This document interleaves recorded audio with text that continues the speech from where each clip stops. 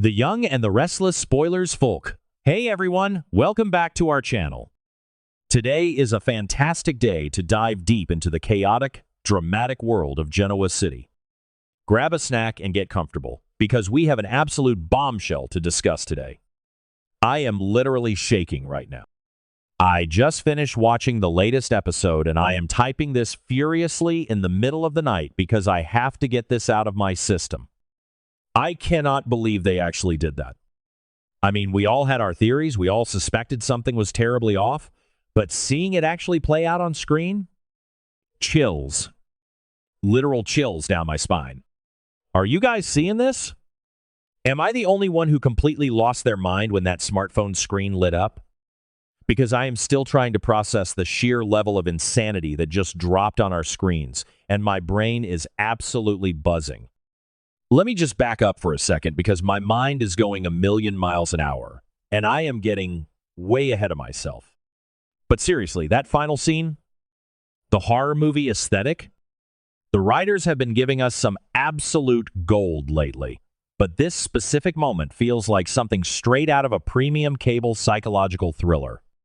I've been watching this show for years and years, and I have seen a lot of crazy, off-the-wall twists, but this one is going down in the Y&R history books as one of the most unsettling reveals ever. I know some people are loving this dark turn, and honestly, I am completely here for it, even if it is terrifying me to my core. Okay, back to the point. So, let's talk about the setup, because the tension was just absolute perfection. We have Traci and Diane standing in the Abbott mansion in the dead of night. The atmosphere is already thick with anxiety because Diane is still visibly traumatized from being held hostage, and then Traci's phone rings. And it's not just a normal ring, it's that piercing, eerie vibration that cuts through the silence of the dark room like a knife. And when Traci looks down at the screen, the name flashing in bright letters is Martin Laurent. Why on earth is Martin Laurent calling Traci Abbott in the middle of the night? I was literally screaming at my television. Don't answer it, Traci. Throw the phone away! But then we get this incredibly tense, quiet conversation between Traci and Diane before the call is even answered. Traci, looking completely bewildered and horrified, turns to her sister-in-law and asks the million-dollar question, "Why do you want to contact Dr. Martin Laurent?" And Diane, who is clearly still dealing with the severe PTSD of waking up in that pitch-black, terrifying padded cell, explains her reasoning. She tells Traci that Martin might hold the key to finding out where Dr. Lawrence Markham is. Because remember, when Diane was locked up in that nightmare room, she saw a stack of books written by Dr. Alan Laurent Martin's identical twin brother. So Diane is putting the puzzle pieces together in her traumatized brain. She thinks Martin knows something about Markham's whereabouts. And honestly, it makes total sense. But what really got me was Traci's reaction. Traci, our sweet, pure, moral compass. Traci suddenly taps into this fierce, protective Abbott energy that we have been seeing more and more of lately. Traci looks Diane dead in the eye and says, "He will never talk to you." And she's absolutely right. Martin is a clinical psychopath. He wouldn't give Diane the time of day, much less help her. But then Traci drops the absolute mic. She says, "But maybe he will talk to me. I need to pause here for a second. Can we please talk about the evolution of Traci Abbott? I am so sorry, but Traci has been the undeniable MVP of this entire storyline, and I will fight anyone who disagrees. Remember a few weeks ago when she literally grabbed Patty Williams by the hair and screamed at her to confess? Yeah, that happened. Traci is no longer just the sweet sister who bakes cookies and writes romance novels in the corner. She is a warrior. And seeing her step up to the plate to deal with a literal serial kidnapper like Martin Laurent, I am obsessed. I mean, she is putting herself directly in the line of fire for her family, and it is so beautiful and terrifying to watch. So Traci takes a deep breath and answers the phone, and it's a video call. The screen connects, the loading circle spins for what feels like an eternity, and I am sitting on the edge of my couch, literally chewing on my fingernails. We are all expecting to see Martin's face, right? We are expecting that smug, creepy, terrifying look that he had when he was torturing Sharon and Phyllis. But no. The camera connects, the video feeds through, and the face staring back at Traci from the screen is Markham's face. Dr. Lawrence Markham's face is on the screen when Martin Laurent calls. I literally jumped off my couch and knocked over my drink. What? Traci's face completely drops.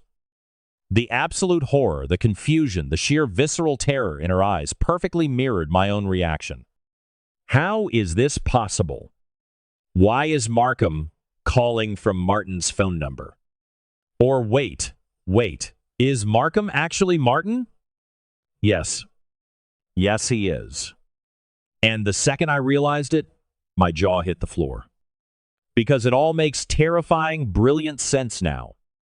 Remember when the timeline spoilers hinted that maybe Martin didn't go to prison? Maybe he was transferred to Patty Williams' mental health facility instead? And what is Patty Williams famous for, ladies and gentlemen? Plastic surgery identity theft.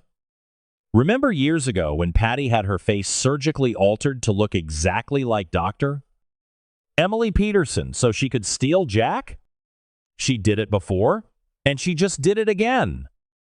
Patty Williams is an absolute menace to society, and I kind of love to hate her. She clearly convinced Martin Laurent to completely change his face to look like this doctor. Markham guy. Or maybe the real Markham never even existed in the first place, and it was just a fake face they created from scratch.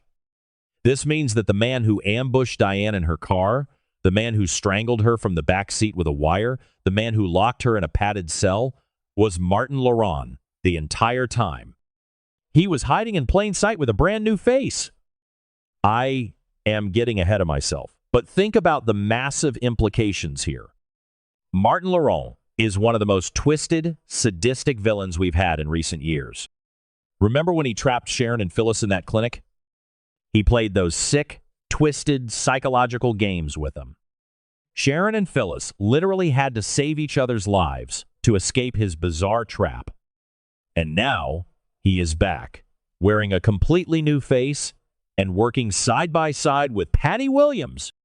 This is the ultimate supervillain team-up, and I am genuinely terrified for everyone in Genoa City. And poor Diane. I know I complain about Diane sometimes because she can be so manipulative and annoying, but nobody deserves what she has been through lately.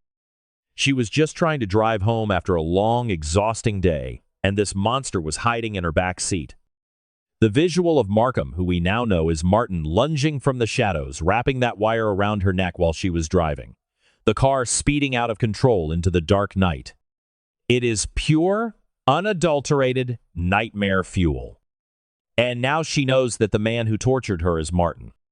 The psychological damage this is going to cause her is completely off the charts. But wait, what does this mean for Traci? Traci just looked the devil in the eye through that phone screen. If Martin is calling Traci using his new Markham face, he is taunting them. He is playing with his food. He is letting them know that he is always one step ahead. Traci was so brave saying she would talk to him, but now I am genuinely terrified for her safety. Martin does not play by the rules. What if he targets Traci next?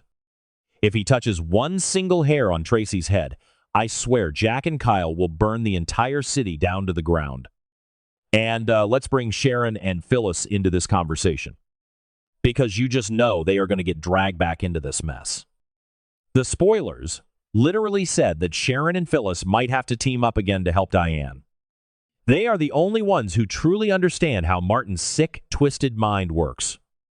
Can you imagine Phyllis's reaction when she finds out the man she barely escaped from has a new face? Phyllis is already spiraling completely out of control with her AI legal drama and dating Matt Clark, which is a whole other level of disgusting. Don't even get me started on Matt. But this Martin news might completely push her over the edge into full madness. Speaking of Matt Clark, Am I the only one who thinks there might be a broader connection here? We have Matt Clark faking amnesia and terrorizing the Newmans, and now we have Martin Laurent wearing a new face and terrorizing the Abbotts. It feels like the villains are absolutely taking over Genoa City right now. Victor Newman thinks he can control everything, but even Victor didn't see this Markham-Martin twist coming. Victor was too busy trying to destroy pregnant Sally Spectra's company and steal Nikki's shares to realize that a literal psycho has infiltrated the town. Okay, back to the phone call scene. The way the director shot that moment was incredible. The lighting in the Abbott mansion was so dark and moody, and the only light was the harsh, cold glow of the smartphone screen illuminating Traci's horrified face. The dead silence in the room before she answered, followed by the sheer visual shock of seeing Markham. It was cinematic. I have to give massive props to the actors, especially Beth Maitland and Susan Walters. They sold the absolute terror of that moment perfectly. You could feel the dread radiating through the screen. But honestly, part of me is so frustrated. Because why didn't anyone do a proper background check on this doctor? Markham earlier? When Patty first mentioned him, Jack should have had his massive security team dig into every single corner of Markham's life. But Jack was too distracted by Patty blackmailing him for sex. Which is so gross. Patty holding Diane hostage and demanding Jack recreate their yacht romance is peak soap opera trashiness, and I am simultaneously disgusted and wildly entertained. But Jack's distraction allowed Martin to operate right under their noses. So, what happens tomorrow? Does Martin hang up immediately? Does he threaten Traci? Does he demand a ransom for Abby and Dominic? Wait, I almost forgot the most important part. Patty and Martin kidnapped Ashley's daughter Abby and baby Dominic. This means Martin has a baby in his clutches. Ashley is already having a feral breakdown, and when she finds out Markham is actually Martin Laurent, she is going to go completely scorched earth. Ashley Abbott is going to murder this man with her bare hands, and I will be cheering her on from my living room. I am so emotionally exhausted by this show right now, but in the best way possible. I complain, I vent, I yell at my screen, but at the end of the day, storylines like this are exactly why I have been a devoted, passionate fan for years. The wild twists, the deep history, the clever callbacks to Patty's plastic surgery past it is all coming together in this epic, terrifying climax. I just need Traci to stay safe. Please, writers, do not hurt Traci. Let me know what you guys think in the comments. Did you see the Markham-Martin twist coming? Are you as terrified for Traci as I am? I need to go drink some tea and try to calm down before I try to sleep. What a wild ride.